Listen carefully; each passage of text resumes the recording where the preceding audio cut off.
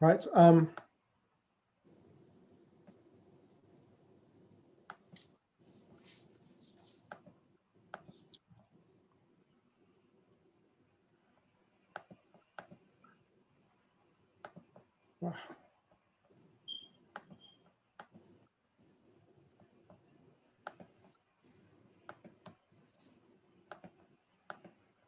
Right. Can you see on the screen now? Yes. Yes. Okay. I will explain again. Now, as we learned before, can you see over here on the screen where it says Muhammadun Talibun? Yes. Yes. So Muhammadun Talibun, it's subject and predicate, mubtada and khabar. So Muhammadun is a noun, Talibun is also a noun. So here, both of them are one word each, and they are called subject and predicates. Okay, is that clear? So Yes. first of all, so here Muhammad is the mubtada, Talibun is the khabar. Next sentence, when we say al-mu'minuna mir'atul mu'min, al-mu'minuna mir'atul mu'min. So al-mu'minuna is the mubtada, the subject. Mir'atul mu'min, it's mudaf. Al-mu'min is mudaf ilay. So the mudaf and the mudaf ilay is coming as the types of khabar. It's the khabar. So you can have either one word or either mudaf and mudaf ilay to come as the khabar of the subject. Is that clear now? Yes. Yes, sir. Yes. Number two. I'm not going to do this first. I'm going to go to this one here. The other type of khabar you can have is like this. Al-kitabu alal maktabi. Al-kitabu alal maktabi. The book is on where? Desk. Desk. On the desk, yes. So al-kitabu is the subject. Alal maktabi, it's preposition and the noun which is being infected, which is in the genitive case. So this is the khabar. So the khabar here is coming with, in Arabic, ala is harf jar. You may remember that. And the noun which is infected is called majroor. So that is the khabar. So the book is on the desk. So this is the second type of khabar. So the first type is one word. Here it's a preposition. Is that clear? Yes. Yes. There's only a handful of people saying yes. It seems as if I've tired the brains out of everyone already. Yes, sir. Sir, it's clear. Yes. Nah, Sheikh, please repeat. So al-kitabu is the mubtada, the subject. Okay. Ala is the preposition. Al-maktabi is in the state of majroor because of ala. It's getting the kasra. Yeah. So the preposition and the noun which has become in the state of the genitive case, meaning in Arabic it's called harf jar and ism majroor. It's the khabar of al-kitab. What about the book? It's on the desk. Desk.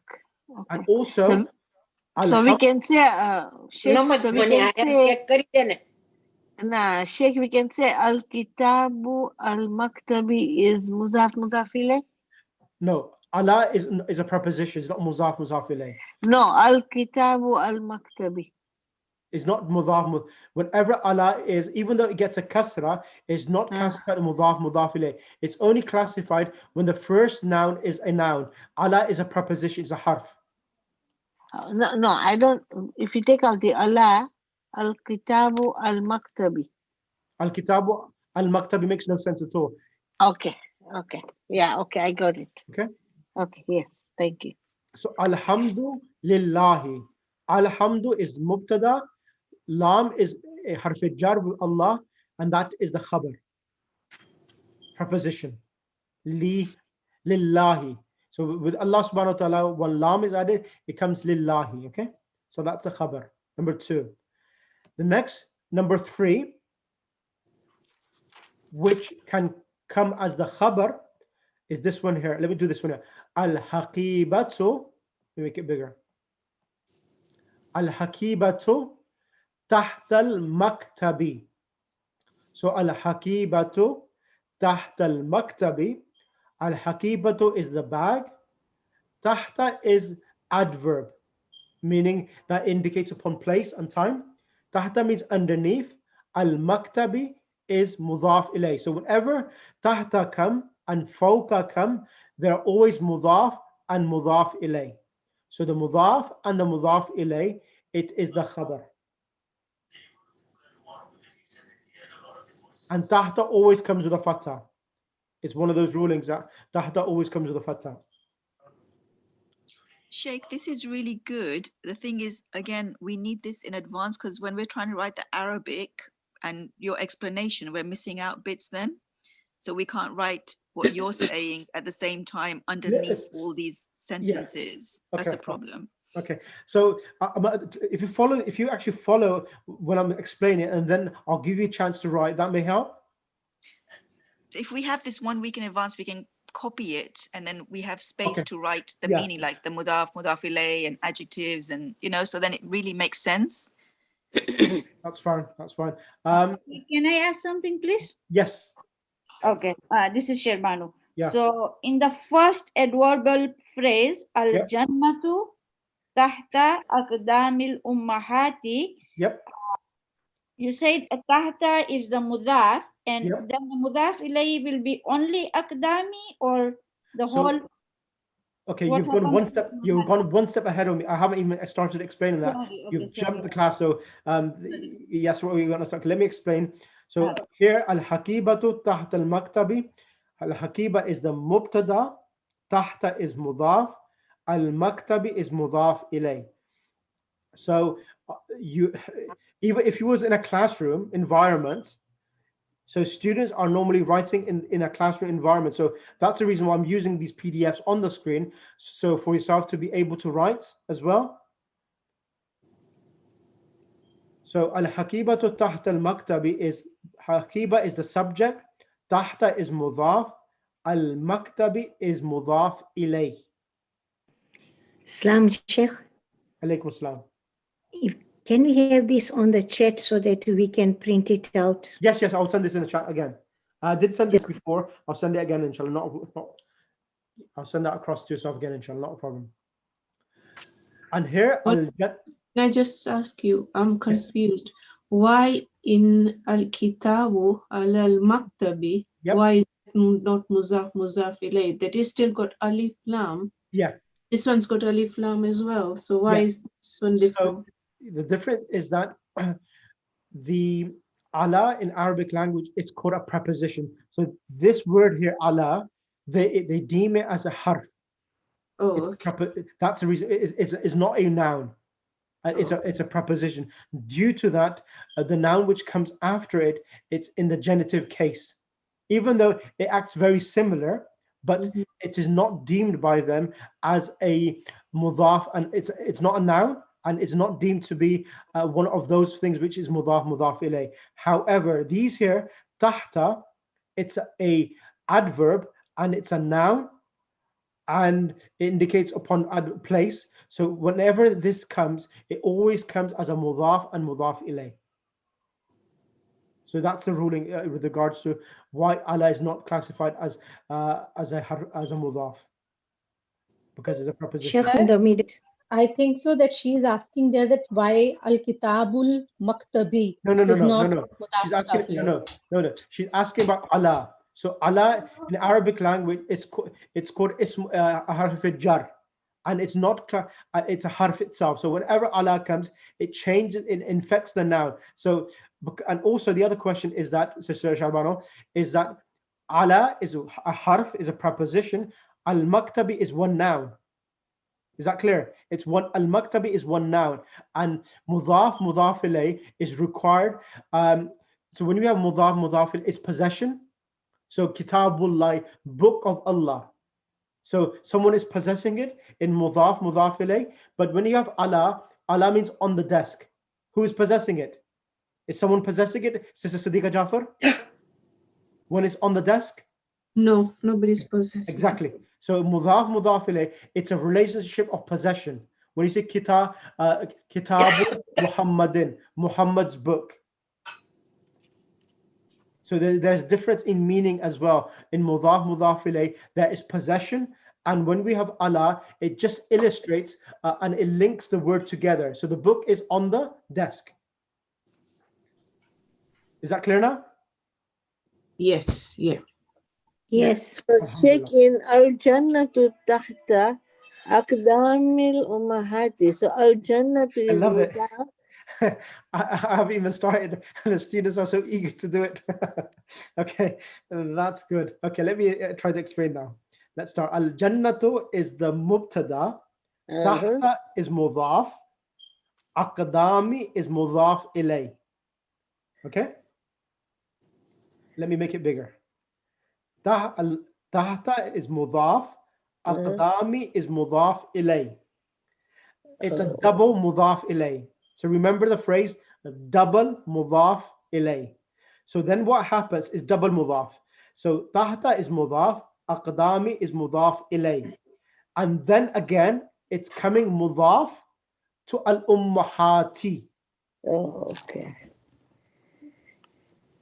So normally, as you remember, we So what is al-ummahati? Huh? Al-ummu is mother, al-ummahati is mothers. Yes, so that is mubtada. No, Muzaf. it's jama. Muzaf. It's mudaf ilay. That is also muzaf ilay, and aqdamu is also muzaf ilay. Exactly. Aqdami is mudaf ilay, and it's also mudaf for al-ummahati, which is mudaf ilay as well. Then what about al-jannah? That is subject. That is a subject, yes. Yes. Sheikh, I think you have explained this before in a different way, but we have done this where there are two, one becomes the muzaf, then the other one becomes the muzafil of that other one. So these are like doubles of that. And I think you've done it. Yeah. These things I have done all of this already. Yeah, I have done this already, but things that people tend to forget, and that's the reason why I was trying to approach Arabic again from a different perspective, from using the ayat of the Quran and the ahadith of the Ahlul Bayt al-Muslim, just to give you a more of a different dimension to Arabic itself.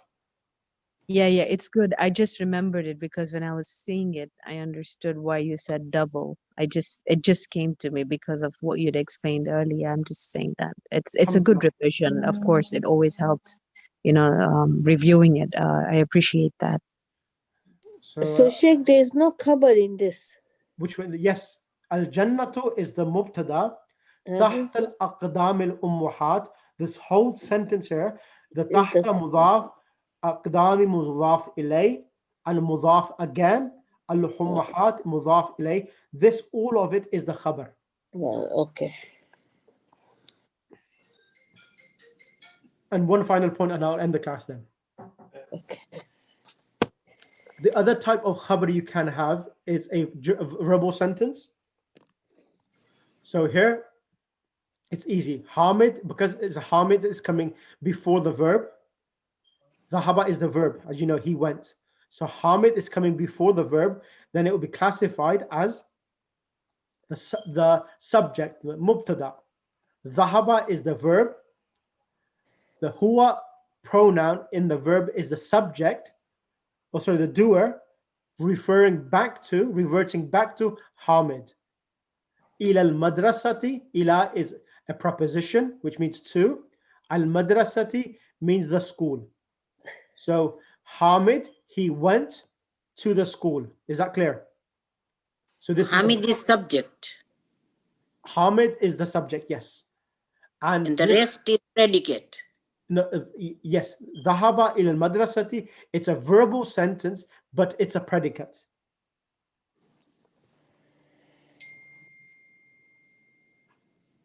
Okay, so Hamidun dhahaba ila al-madrasa, it's a verbal sentence, and the verbal sentence is coming as the predicate for Hamid.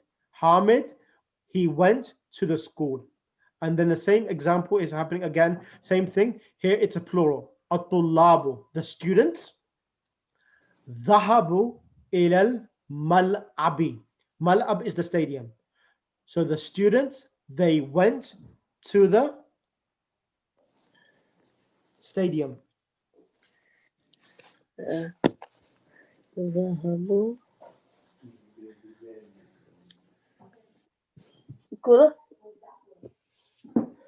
Right. Who got lost and who was with me? That's the question. Shay, this is a really good handout. Please send it to us. I will send this again out to you. I'll send this out again. Sheikh, I have a question. Yes.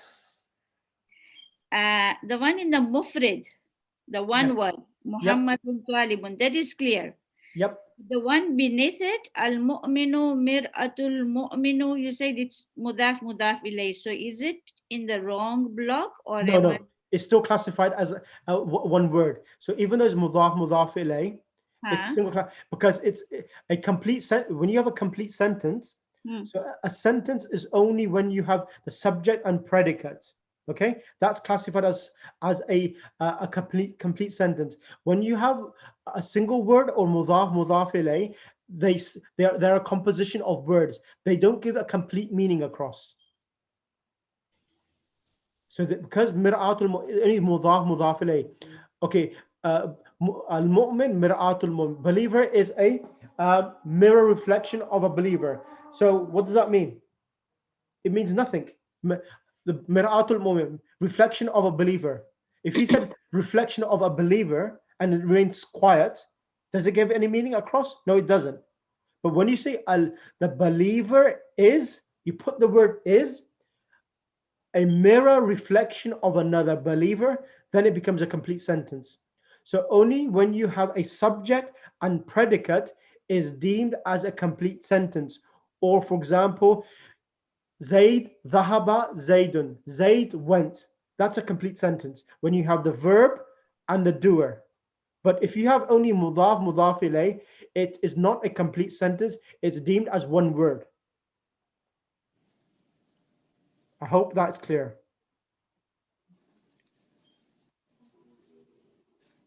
So just remember. Ask a question, please. Go ahead, doctor. Can I ask Muhammad Talimun, is it Sifa Mawsul as well? No. Describing it? No. Muhammadun Talibun. Muhammad is a student. It's not Sifa Mawsul. It's not Muhammad. Muhammadun Talibun is not Sifa Mawsul. Muhammad is a student. Because Muhammadun, it's ma'rifah. It's a proper noun. Talibun is an indefinite noun. Okay? Why is khabar and mubtada both in Zuma phase? Yeah, that's right. That's Muhammadun Talibun. Even though they're ending in both the tanweens, Muhammadun as a noun, it's a proper noun because it's the name of an individual. In book 1 in Medina Arabic, I think it was one of the lessons, it mentioned that even though Muhammadun is coming with tanween, we don't translate it as a Muhammad because it's a proper noun. It's Muhammad. We translate as Muhammad. Okay, and I'm only going to take 2 minutes and then I'll complete this lesson. Then we have the other sentence, Fatima laha tiflun saghirun. So this is a verbal sentence, nominal sentence. Fatima for her is a young child. So here laha tiflun saghirun, this is a sentence itself. Laha tiflun saghirun. This is a complete sentence. Laha tiflun saghirun means for her is a small child. That is a verbal sentence, a nominal sentence, and that is coming as a khabar. So you can have a khabar, number one word, either one word as one word physically, or even mudaf ilay, number one. Number two, you can have the khabar to be a nominal sentence. A nominal sentence is a sentence of mubtada and khabar. The mubtada and the khabar together is coming as the khabar for Fatima. And then finally, the third one is Hamid is the subject. Dhahaba ila al-madrasa is a verbal sentence and it is coming as the khabar of Hamid.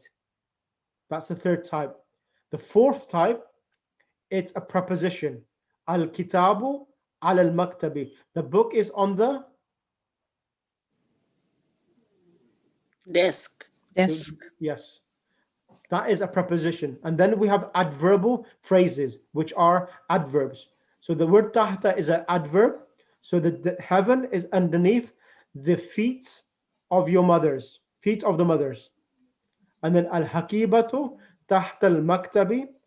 The bag is underneath the desk. Right. Aloud salawat. Allahumma salli ala Muhammad wa ali Muhammad wa ajil farajahum. Right. That was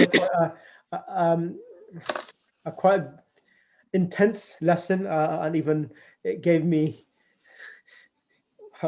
It was intense. I do agree that today's lesson has been quite extensive and a thorough lesson. There's a lot of things which I have revised in this lesson. So inshallah, I hope it was of benefit, and I'll send this across to yourself now, inshallah.